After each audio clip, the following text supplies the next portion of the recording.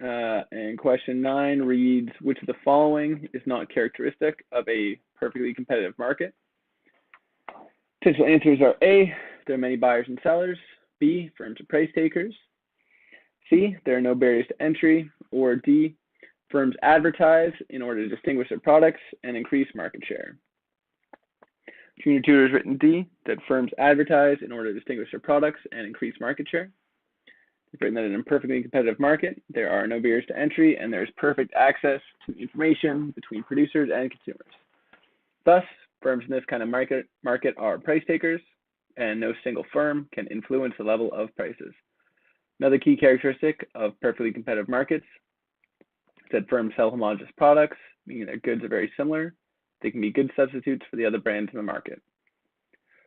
Thus, perfectly competitive firms do not engage in advertisements to differentiate their product because their goods are almost the same as with the other firms.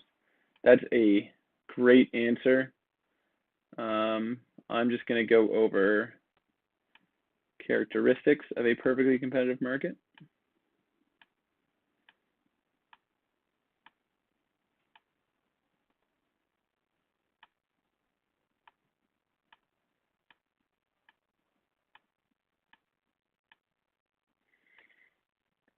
They've already mentioned a couple of them. First, there are many buyers and sellers in a perfect competitive market. So of course, in a monopoly, there's only one seller. There are rare situations where there's only one buyer. So for perfect competition, we need many buyers and sellers.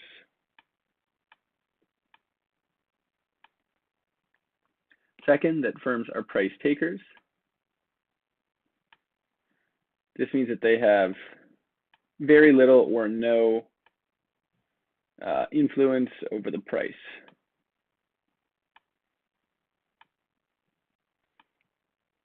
If they're coming into this market, they have to sell the good at the price that everybody else is selling that good at.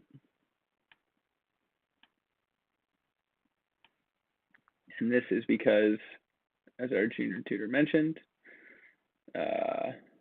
products are homogeneous. They are all the same. Theoretically, in practice, it means that they are sufficiently close enough. Example I keep using is mushrooms.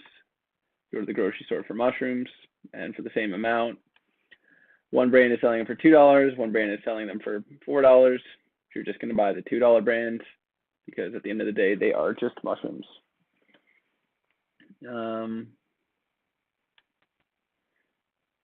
D is that there is free entry and exit.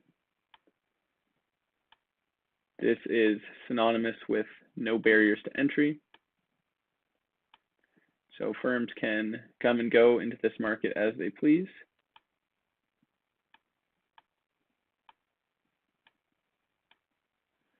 And lastly, there is perfect information.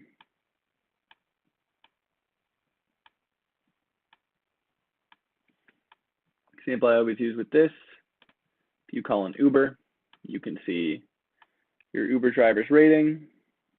If he's got a 5-star, you feel secure and safe in your trip. If he's got a 1-star, you cancel it ASAP.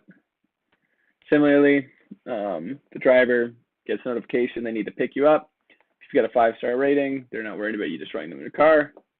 If you've got a 1-star rating, they're probably going to leave you out there. So in the long run, perfect competition has an interesting look to it. As I mentioned, firms are price takers. So price in the market is flat.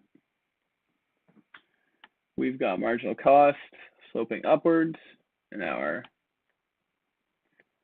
average total cost sloping downwards, and the point where all three meet is the point where these firms produce.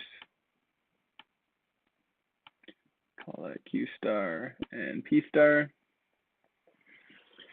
So firms advertising or distinguish their products and increase market share is not synonymous with perfectly competitive market, but it is synonymous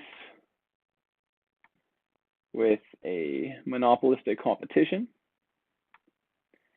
And a monopolistic competition is a pretty close to perfect competition.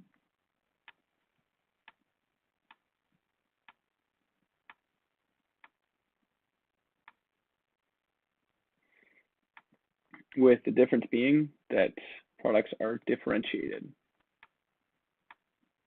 So an example of this is like the restaurant industry, where it's like, oh, I'm in the mood for a burger.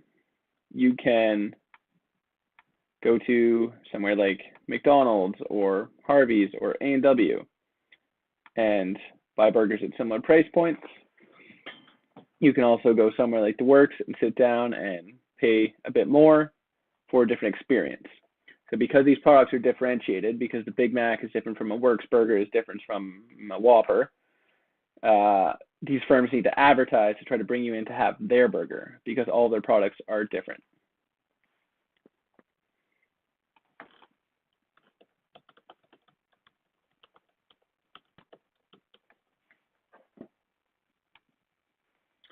Quick second here.